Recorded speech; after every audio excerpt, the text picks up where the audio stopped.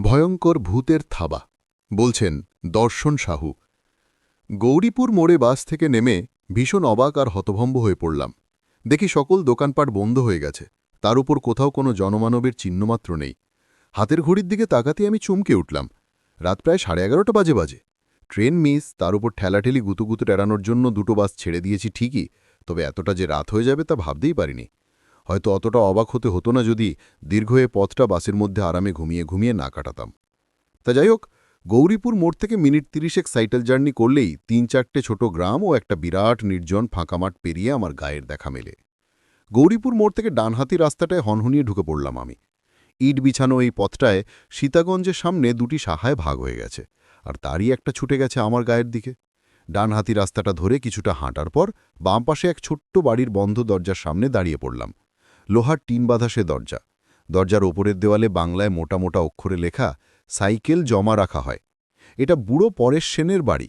যারা কাজকর্ম, লেখাপড়া ইত্যাদির তাগিদে গাঁ ছেড়ে শহরের দিকে যায়, তারা প্রায় সকলেই এখানে তাদের সাইকেল আর মোটরসাইকেলগুলো জমা রেখে যায়। ভাড়া খুবই কম, সাইকেল প্রতি 5 টাকা আর মোটরসাইকেল 10 টাকা। বাড়ির টিনের দরজায় কয়েকবার সজোরে আঙুলের টোকা দিলাম, কিন্তু কোনো সাড়া মিলল না। শীতের ঠান্ডা হাওয়া দাঁতে দাঁতে কাঁপুনি ধরাচ্ছিল। মাথার মাফলারটা তাই আরও শক্ত ও কায়দা করে বেঁধে নিলাম। হাতের তালু দুটো ঘষতে ঘষতে ডাক দিলাম, কাকু, দরজাটা খুলুন, সাইকেলটা নেব। তারপর আরও কয়েকবার আঙুলে টোকা দিলাম, তাও কোনো কাজ হলো না। খুঁড়তো এক দাদাকে ফোন করার জন্য পকেট থেকে মোবাইলটা বের করে দেখি, বেচারি খিদে পেটে কেঁদে কেঁদে কখন ঘুমিয়ে পড়েছে। এক বিরক্তিসূচক শব্দ করে দরজার দিকে ফিরে দাঁড়ালাম। দেখলাম ওপারে একটা কুঁজো কালো মূর্তি অন্ধকার ঠেলে দরজার দিকে এগিয়ে আসছে। কিছুটা সামনে আসতেই লোকটার হাতের হ্যারিকেনের মৃদু আলোয় তাকে স্পষ্ট চিনতে পারলাম। হ্যাঁ, দোকানি পরেশ সেন। এতক্ষণে আশ্বস্ত হলাম, মনের অনেক দুশ্চিন্তা দূর হলো, মাথাটাও খানিক হালকা হলো। বুড়ো পরেশ সেন হ্যারিকেনটা উঁচিয়ে ধরে আমার মুখখানা ভালো করে কয়েকবার দেখে নিয়ে কাঁপা কাঁপা গলায় বলে উঠল, ওহ, তুমি তা এত রাত অবধি কোথায় থাকো বাপু? আমি তেমন কিছু না বলে শুধু একটু হ্যাঁ হুঁ দিয়ে তার পিছু পিছু ঘরে এসে ঢুকলাম। বুড়ো সারা শরীর কালো মোটা আরামদায়ক চাদরে ঢাকা, মাথায় মাংকি টুপি, পায়ে একজোড়া ছাল ওঠা কালো বুট, আর চোখে সেই চেনা মোটা ফ্রেমের চশমাটা। কয়েক সেকেন্ড বাদে টর্চ হাতে দরজার বাইরে বেরিয়ে এসে সাইকেলে চড়ে বসলাম আমি, আর তৎক্ষণাৎ বাড়ির মোটা লোহার দরজাটা সশব্দে বন্ধ হয়ে গেল। ঠান্ডায় কাঁপতে কাঁপতে আমি সাইকেল চালাতে থাকলাম। ইতিমধ্যেই হাতে 10 জোড়া গলিয়ে নিয়েছি। হঠাৎই খেয়াল করলাম কাঁপা কাঁপা ঠোঁট দুটো আমার অজান্তেই কখন গুনগুনিয়ে সুর ভাঁজতে শুরু করে দিয়েছে। শিশুকালে পড়া সেই লাইনটাও মনে মনে আওড়ে উঠলাম, উহ, আহ, কেন করো, শীত লাগে তো গানটি ধরো। এইভাবে গুনগুন করতে করতে চলল আমার অভিযান। তা প্রায় 15-20 মিনিট সেভাবেই যাওয়ার পর হঠাৎ যেন আবহাওয়ার হালকা পরিবর্তন অনুভব করলাম। ঠান্ডাটা বোধহয় এবার একটু বেশি হুল ফোটাচ্ছে। দেখলাম অন্ধকারে ডুবে থাকা বাড়িঘরগুলো আর গাছপালাগুলো কেমন যেন রহস্যময় দৃষ্টিতে তাকিয়ে আছে আমার দিকে। তারা যেন আমাকে ঘিরে চুপিসারে কিসব ফোন দিয়ে এঁটে চলেছে। শির দাঁড়াবে ঠান্ডা কিছু একটা যেন নিজের দিকে অনবরত নেমে যেতে থাকলো। সাইকেলের প্যাডেলে আমি জোরে চাপ দিলাম, কিন্তু সাইকেলটা আগের মতো আর টানতে পারলাম না। পা দুটো যেন ঠান্ডায় জমে গেছে। মনে হলো সাইকেলের পেছনে কেউ যেন হিমালয় পর্বতটাকে বেঁধে দিয়ে গেছে, আর আমি ক্যাঁতেরে ক্যাঁতেরে সেটাকে টেনে নিয়ে চলেছি। ভয়ে শরীরের ভারসাম্য হারিয়ে ফেললাম।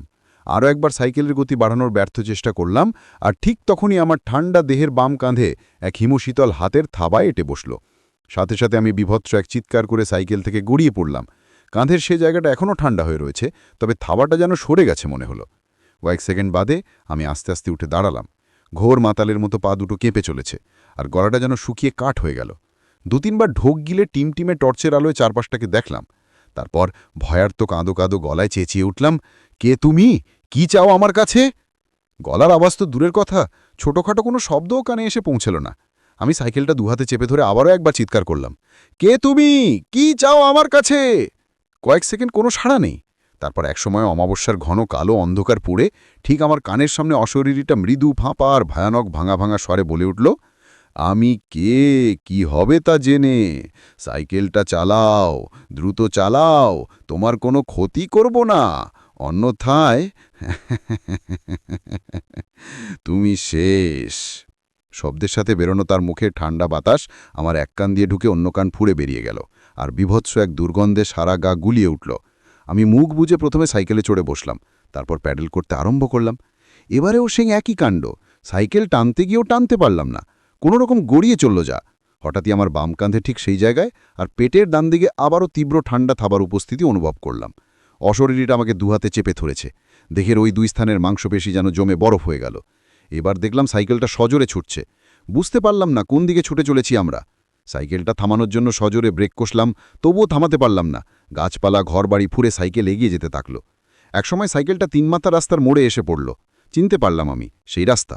এটাই তো সীতাগঞ্জ মোড়। মোড়ের বাঁহাতি রাস্তাটায় নামলেই আর 10-15 মিনিটের পথ। প্রথমে পড়বে সেই ফাঁকা মাঠ, তারপরই আমার গা। মনে পড়ল মাঠের মাঝখানের ভৌতিক শ্মশানটার কথা।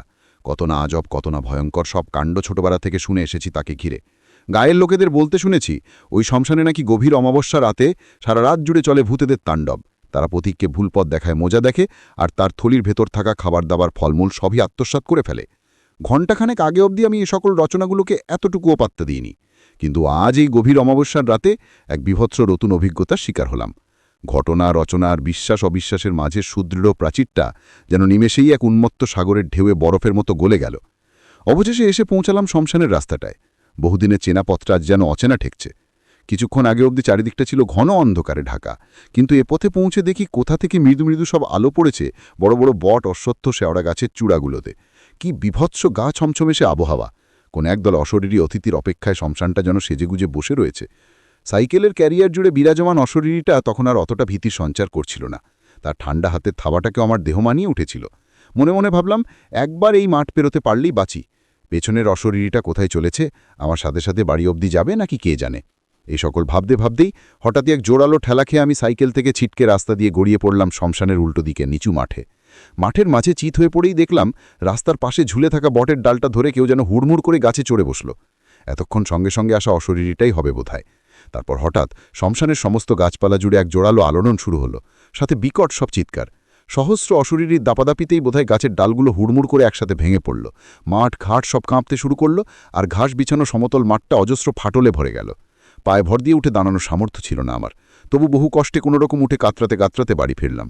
মুখ হাত পা ভালো করে ধুরে নরম বিছানায় শরীরটাকে টান টান করে মিলে দিলাম। সারা দেহে অসহ্য ব্যথা। থার্মোমিটারে দেহের তাপমাত্রা ধরা পড়ল 105 ডিগ্রি ফারেনহাইট। পরদিন সকালে ঘুম থেকে উঠে দেখলাম গায়ে ব্যথার বিন্দুমাত্রও নেই। শরীরের তাপমাত্রাও পুরোপুরি স্বাভাবিক। কালকের ঘটনাটাও আর অতটা দগদগে ঠেকছে না। দেখলাম আমার সাইকেলের কিছু কিছু অংশ বেঁকে গেছে। ইতিমধ্যেই মা হাতে ব্যাগটা দিয়ে গেল বাজারের জন্য। আমিও তৎক্ষণাৎ ব্রাশ সেরে নিয়ে বাজারে বেরিয়ে পড়লাম। হাটটা বসে সীতাগঞ্জ মোড়ে, সেখানেই চলেছি। সেই একই পথ। কিছুক্ষণ পর শ্মশানের রাস্তাটা এসে পৌঁছালাম। সাইকেল থামিয়ে শ্মশানটাকে ভালো করে দেখতে লাগলাম, কিন্তু সেখানে অস্বাভাবিক কিছুই খুঁজে পেলাম না। গাছগুলো আগের মতোই ডালপালা ছড়িয়ে দাঁড়িয়ে আছে, আর ঘাস বিছানো মাঠটাও রয়েছে আগের মতোই সমতল। আমি আর কিছুই ভাবতে পারলাম না। মাথাটা আবার ভার হয়ে আস্তে আস্তে থাকল। শ্মশানটা ছেড়ে আসার সময় দেখি মাঠের গাছপালা, বেটে বেটে ঘাস আর লোহার ছুল্লিটা আমার দিকে ঘাড় ফিরে সমানে হেসে চলেছে।